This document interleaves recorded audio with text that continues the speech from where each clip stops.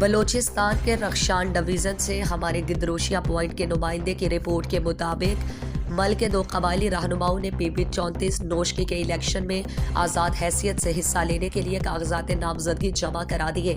قبائلی شخصیت چیئرمین حاجی محمد اسحاق بادینی اور ملک کے سابق چیئرمین حاجی عطا اللہ بادینی نے پی بی 34 نوشکی کے لیے کاغذات نامزدگی RO assistant commissioner Noshki Shehzad Ali Zahiri کے پاس جمع کرا دیے۔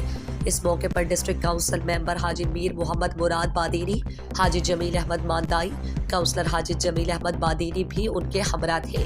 اس موقع پر حاجی عطا اللہ بادینی نے گدروشیا پوائنٹ سے بات چیت کرتے ہوئے کہا، اپنے علاقے کے عوام کی بے حد اصرار پر آزاد حیثیت سے الیکشن میں حصہ لے رہے ہیں۔ کامیاب ہو کر حلقے میں تعلیم، صحت، آبدوشی کے درینہ مسائل کا حل اولین ترجیحات میں شامل ہوں گے۔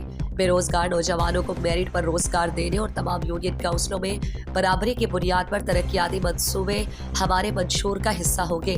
عوام نے اگر منتخب کیا تو عوام کی مینڈیٹ کا احترام کرتے ہوئے اجتماعی منصوبے شروع کریں گے۔